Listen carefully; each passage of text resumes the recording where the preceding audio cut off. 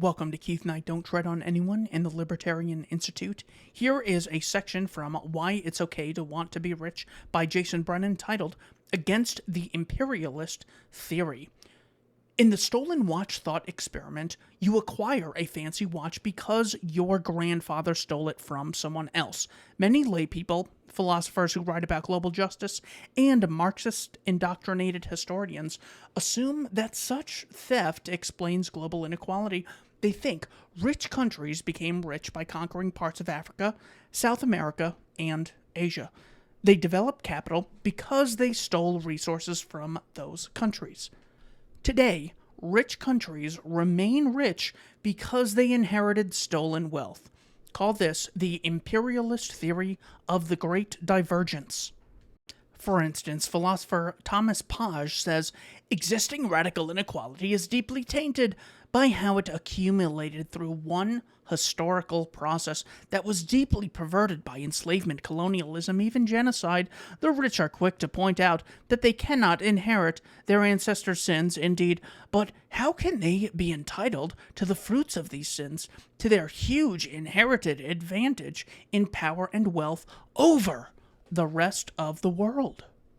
According to this view, imperialist resource extraction explains, or helps to explain, why first world countries became wealthy and how people in the developing world have become poor. Now, even taken at face value, even before we do any rigorous economic analysis, the imperialist theory has some problems. First, if you look back at figure 5.1, you see that after 1500, pretty much everyone is getting richer, or at worst, staying the same. If Europe's riches were merely the rest of the world's losses, we'd expect to see Europe get rich at the same rate the other places got poorer. We'd expect to see income move around, but total amount of income to remain about the same. We don't see that. Instead, we see more total income. Europe gets richer faster than others, but the others start getting richer too. So anyone who believes in the imperialist theory needs to explain how European theft created wealth and made everyone richer. Perhaps the defender of the imperialist theory would hypothesize that the European powers were just tapping into previously unused resources in the colonies. They were cutting down forests or extracting unused gold. The second problem, though, is that the historical facts don't quite line up with the imperialist thesis. For most of the imperial expansion period, Spain had the biggest empire, but it remained poorer than England or the United Kingdom. As you'll soon see, that is no accident. Why didn't Russia's enormous empire full of natural resources make Russia rich? The US and Germany got rich first and then acquired empires. Switzerland got rich without having any empire. After World War II, Singapore, Hong Kong, Macau, and South Korea became rich, but they had no empires. Japan had an empire in the late 1800s through World War II, but it didn't become rich until after it lost the war and its empire. The British abused and starved the Irish, but Ireland quadrupled its GDP per capita between 1970 and today, and is now much richer than the United Kingdom on a per capita basis.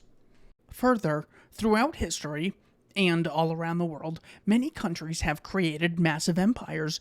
If imperialism is so lucrative and is the secret to growth, why didn't the Mongol, Qing, Abbasid, Umayyad, Brazilian, Roman, Macedonian, Ottoman, Tibetan, Persian, Aztec, or countless other gigantic empires in the Americas, Europe, Asia, or Africa lead to an earlier great enrichment and great divergence?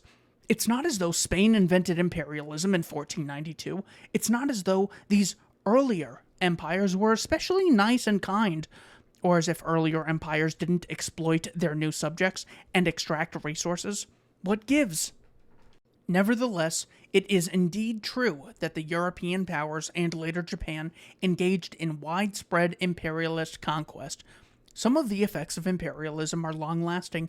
There is evidence that when Spain gave up its brutal extractive empire, homegrown tyrants took up leadership and control of those same extractive institutions. There is evidence that some former colonies may indeed be worse off today as a result of being colonized yesterday. Of course, the counterfactuals are hard to determine. What would the Congo be like today had Belgium never sent troops in? Would the area we call Brazil be richer and better run today if the British had conquered the land instead of Portugal, or if no one had ever conquered it? At any rate, it's clear that starting in the 1400s, various European powers amassed large empires.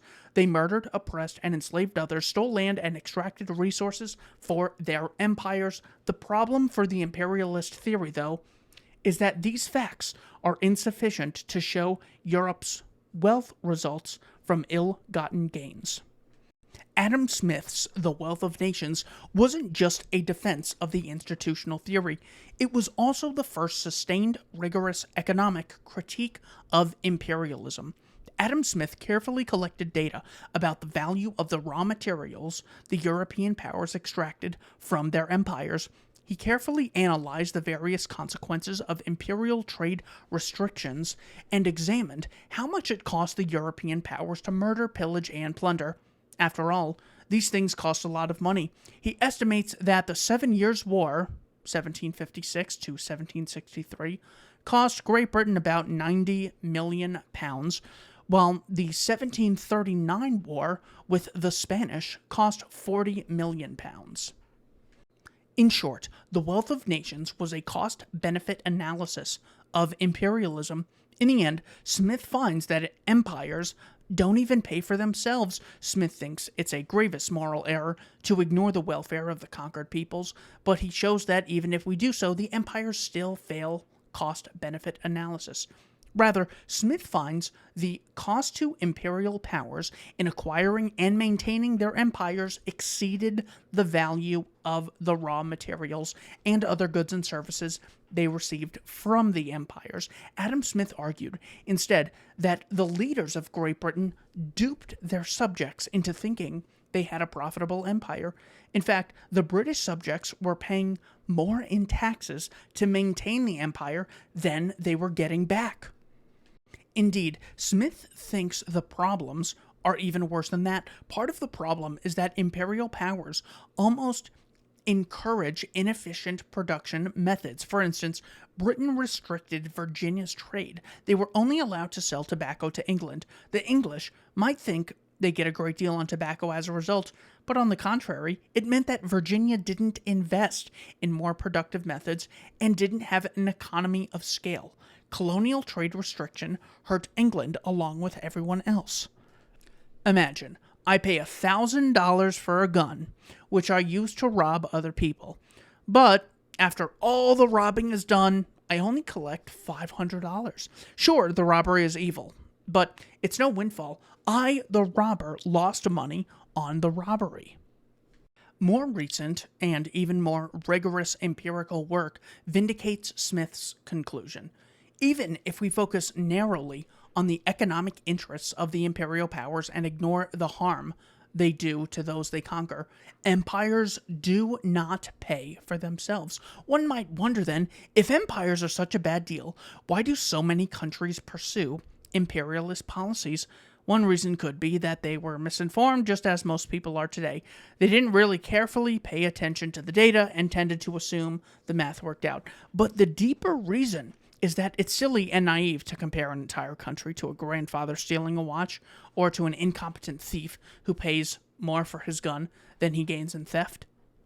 Rather, nations are made up of different people with different levels of power and different interests. The benefits of the empire building were concentrated among the politically well-connected few, such as weapons manufacturers, certain monopoly trade companies, the military, and the kings and queens.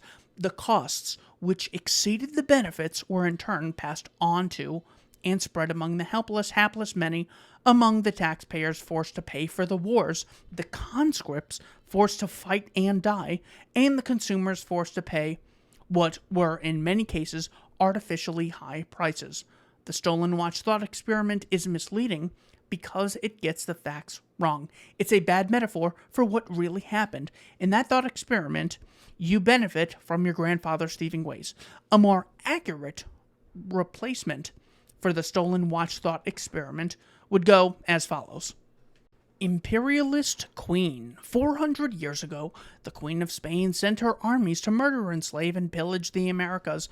The Queen taxed her subjects to pay for her wars and forced many of them to die fighting those wars. The value of the raw materials they received from her empires was less than what they paid in taxes and in other costs, but the queen was able to ignore and override her subjects' interests. She was a queen after all.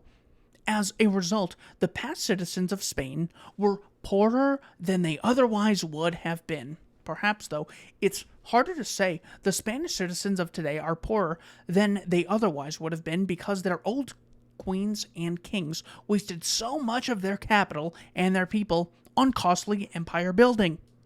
Thomas Page assumes that the former imperial powers benefited from their empires, so he assumes that our current wealth is ill-gotten, but the more accurate view is that imperialism benefit a few select people in the conquering countries, hurt most people in the conquering countries, and generally harm the people in the conquered countries. This is totally obvious. It's not like all these countries were wealthy, and then they were colonized, and then they became poor. This is generally a scam for socialists and leftists and progressives to say, wealth is created by theft. The problem in the world is there's not enough Antifa stealing and rioting and looting, and there's not enough government taxing the producers. So therefore, if we want to be wealthy, we need to increase theft. We need to tax more. Brennan mentions in a different part of the book what he actually refers to as the institutional theory. In summary, he says, rich countries are rich because they had institutions which encouraged growth. Poor countries are poor because they had institutions which inhibited growth. So, which institutions produce growth? Economists debate the fine details of these questions. Nevertheless, the basic consensus is that countries need A. Robust protection of private property, B.